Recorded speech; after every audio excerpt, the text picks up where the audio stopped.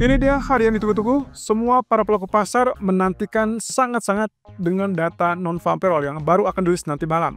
Oke, sedikit mengulas dengan apa yang kemarin terjadi. Sepanjang minggu ini kita sudah dapatkan beberapa data ekonomi yang berhubungan atau keterkaitan dengan pasar ketenaga kerja. Dimulai dari ISM Manufacturing di hari Senin, kemudian job openings di hari Selasa, ADP Employment di hari Rabu, dan juga termasuk ISM atau ISM Service ya, ISM Non-Manufacturer atau ISM Service, lalu kemudian jobless claim tadi malam, dan akhirnya kita akan tertuju kepada unemployment rate dan juga non-farm payroll yang akan rilis bersamaan nanti malam. Kira-kira akan seperti apa? Berikut ulasannya. Oke, sedikit mengulas terkait dengan OPEC meeting. Kemarin ternyata hasilnya adalah sesuai dengan ekspektasi. Mereka sepakat untuk extend production cut atau memperpanjang pemangkasan produksi tersebut sampai kurang lebih kuartal pertama 2025. Berarti kurang lebih sampai akhir Maret atau lebih tepatnya awal April. Nah, di pertemuan April rencananya mereka akan melakukan secara bertahap memompak kembali produksi atau mengurangi pemangkasan produksi. Jadi kita akan lihat nantinya apakah ini akan sesuai dengan keinginan ataupun target mereka apa tidak. Karena yang jelas Arab Saudi menginginkan harga minyak masih tetap tinggi dan itu berarti mengharuskan mereka untuk menyesuaikan. Karena untuk saat ini tingkat permintaan global masih dirasa cukup rendah atau relatif rendah. Nah, ini juga kaitannya dengan permintaan China yang kelihatannya belum menampakkan pemulihan. Nah, tapi satu sisi saya masih tetap berpandangan bahwa bulan Desember, Januari itulah momentum di mana market akan memanfaatkan libur Natal ataupun bahkan libur tahun baru, sehingga kemungkinan perjalanan akan sangat tinggi dan itu berarti akan ada tingkat permintaan terhadap bahan bakar jet yang tentunya akan menopang ataupun mendukung terkait dengan permintaan minyak mentah global. Jadi kita akan tunggu saja itu data ini masih bisa menunjang apa tidak. Yang jelas crude oil sempat mulai kenaikan dari level 67 sampai ke 69 tapi kembali fail dan kita asumsikan bahwa itu adalah buy on rumor, sell on fact karena beritanya memang sudah sesuai ekspektasi dan juga sudah sempat terdengar dari sejak minggu sebelumnya, maka akhirnya reaksinya tidak terlalu bullish, bahkan sempat turun ke level 67 kembali. Nah, pertanyaannya adalah apakah berikutnya akan terjadi penurunan lebih drastis atau tidak? Ya, kita tinggal tunggu apakah level 66 nantinya ditembus apa tidak.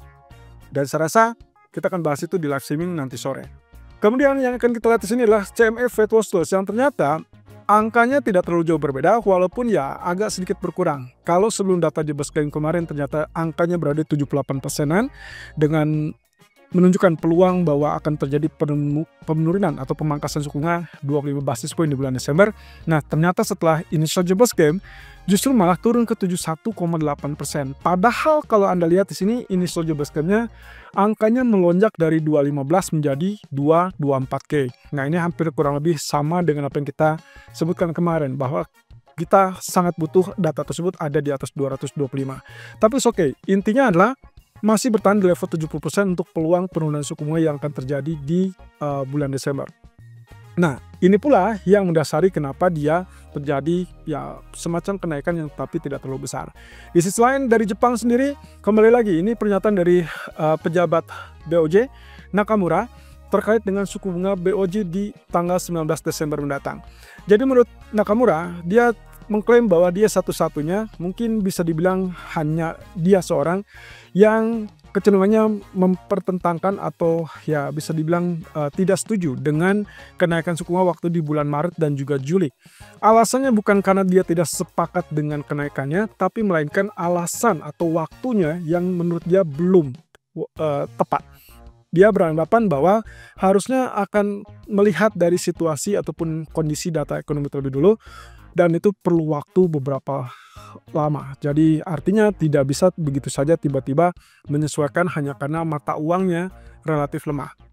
Nah, tapi pada hal ini kondisinya adalah Nakamura melihat ada pemulihan atau tanda-tanda awal pemulihan pada ekonomi Jepang. Sehingga kemungkinan bagi dia sebetulnya saat ini bisa dibilang harusnya baru dimulai. Tapi catatannya adalah dia tidak memberikan indikasi bahwa BOJ sudah menentukan terkait dengan kapan dan juga berapa banyak untuk menaikkan suku bunga. Jadi Desember, Januari atau bahkan setelah Januarinya itu akan kembali di prosedurnya sesuaikan dengan data ekonomi. Jadi kalau misalkan lihat seperti ini teman-teman, sepertinya kita akan lihat USD Japanese Yen akan kembali mulai kenaikan, dan saya rasa dikaitkan dengan data ekonomi Amerika yang akan dirilis nanti malam, maka semua ini akan tertuju pada non-farm payroll, dan demikian pula dengan USD Japanese Yen. Artinya US Treasury Yield akan mempengaruhi USD Japanese Yen termasuk US dolarnya, sehingga kemungkinan kita mau tidak mau harus menunggu sampai data nanti malam. Artinya kesempatan untuk wave C yang sempat kita lihat dari sisi teknis harusnya masih tetap confirm untuk mendorong dia mengalami kenaikan. Nah, tinggal masalahnya adalah di level berapa kita mulai sell kembali, itu akan kita juga lihat dari grafik nanti sore.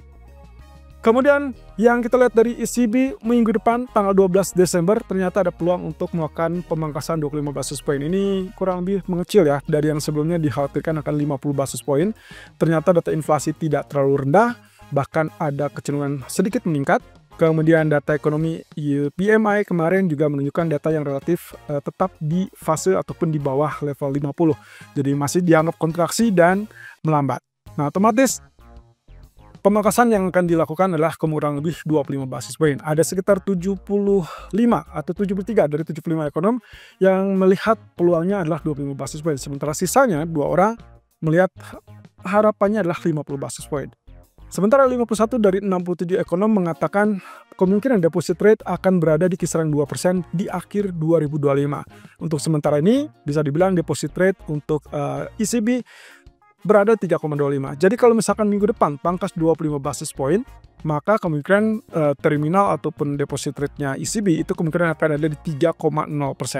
Nah, artinya kalau misalkan para ekonom atau 51 dari 67 ekonom tersebut memperkirakan bahwa tahun depan atau sampai akhir tahun depan suku bunga ECB akan berada di kisaran 2%, artinya masih ada 4 kali 25 basis point untuk tahun depan dari ECB. Itu mungkin yang akan terjadi kalau didukung juga dengan data ekonomi yang masih relatif rentan atau relatif lemah. Sementara itu, kita akan bicara tentang trading non-farm payroll, teman-teman. Oke, kalau kita kaitkan dengan data non-farm payroll, sesuatu hal yang menarik adalah data bulan lalu itu ada di angka 12.000. Sementara untuk nanti malam diperkirakan akan melonjak jauh ke 200.000. Sebetulnya bukan melonjak jauh, tapi memang kondisinya di bulan lalu terjadi anjlok yang cukup drastis diakibatkan oleh badai dan juga aksi mogok, sehingga diperhitungkan sebagai kondisi ketenagakerjaan yang rapuh atau relatif lemah. Jadi ini juga sudah diberikan catatan oleh Powell dan juga kawan-kawannya bahwa ada kondisi di mana melihat posisi non-farm payroll tersebut kecenderungannya mengalami penurunan. Nah, tapi karena ada faktor-faktor tersebut tadi, maka kecenderungannya dia turun drastis. Nah, tapi apakah itu akan tetap berlaku sekarang atau malam nanti? Saya rasa kalau lihat dari skenario-nya, harusnya kita akan dapat rebound, dan itu yang akan dikhawatirkan oleh para pelaku pasar.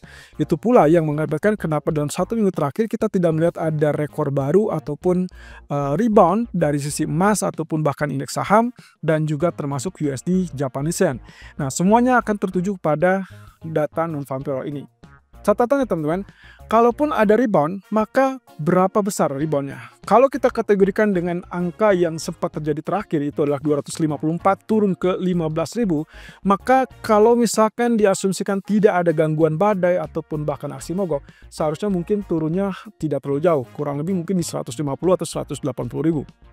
Jadi pada catatannya, kalaupun nanti malam terjadi rebound, bagi saya kalau misalkan datanya ternyata tidak lebih dari 200.000, maka seharusnya meskipun datanya di atas 12.000 pun, itu masih dianggapnya ada pelambatan ataupun softening dari data pekerjaan. Termasuk kita akan lihat nantinya mungkin akan ada revisi dari data bulan sebelumnya apa tidak.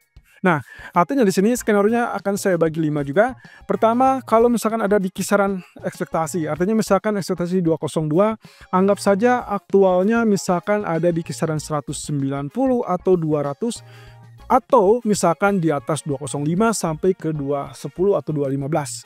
Kalau ini yang terjadi teman-teman, kemungkinan dampaknya misalkan di bawah 200 tapi batasnya adalah 190 atau bahkan 180, saya rasa kemungkinan kita akan lihat pergerakannya relatif terbatas. Demikian pula dengan pergerakan emas ataupun indeks saham. Respon atau reaksinya saat rilis data itu akan relatif terbatas, mau itu naik ataupun turun. Nah, sementara kalau misalkan kita dapatkan skenario nomor 2, asumsinya ada aktualnya lebih besar dari ekspektasi, that means di atas 202, asumsi saya membutuhkan angka kisaran 220 sampai 245. Kalau ini yang terjadi, berarti kita akan lihat strong dollar, dan itu berarti bearish untuk emas, bearish untuk saham, ataupun dengan currency lain. Tapi khusus saham, karena datanya relatif bagus, harusnya juga direspon positif harusnya. Cuman karena ini yang mengacu kepada peluang untuk penurunan suku bunga, maka kalau misalkan itu memperkecil ruang untuk penurunan suku bunga, itu akan berdampak negatif untuk saham. Artinya kenaikannya akan relatif terbatas untuk sementara waktu. Nah, kalau skenario nomor 3, ini kita anggap bahwa datanya jauh lebih tinggi daripada ekspektasi. Artinya di atas 202 yang dibutuhkan. Saya rasa kalau misalkan Anda mengharapkan very strong dolar, berarti Anda harus berharap itu adalah rebound di atas 250K. Ya, saya menganggap ini adalah 2 bulan lalu, angkanya kurang lebih tertahan di 254. Baru tiba-tiba anjlok ke 12.000. Artinya kalau tanpa ada badai, mungkin kita akan lihat 254 kembali. Jadi patokannya akan sangat menguntungkan bagi US dollar dan sangat jauh kuat kalau misalkan datanya di atas 250.000. Dan itu berarti akan mendapatkan tekanan untuk emas terutama di bawah 2.600. Sementara kalau kita lihat dari skenario 4 ataupun 5, inilah yang menguntungkan untuk emas. Jadi kalau misalkan datanya cuma naik ke 155, 130, saya anggap itu masih di bawah ekspektasi dan dolar akan melemah. Kemudian emas punya kesempatan untuk peluang rebound. Sementara yang skenario yang paling bullish untuk emas adalah skenario nomor 5. Itu adalah aktual jauh di bawah ekspektasi, saya asumsikan di bawah 150.000. Yang artinya pelemahan terhadap data ketenagakerjaan kemungkinan masih mendukung untuk penurunan suku bunga dari Federal Reserve. Itu sebabnya skenario nomor 5 yang dipilih paling bullish, sementara skenario nomor 3 itu adalah skenario yang paling bearish untuk emas. Tapi catatannya teman-teman, jangan lupakan terkait dengan unemployment rate atau tingkat pengangguran. Karena kalau misalkan tingkat penganggurannya naik ke 4,2% atau lebih tinggi, maka kecenderungannya adalah tetap weak dollar alias pelemahan US dollar.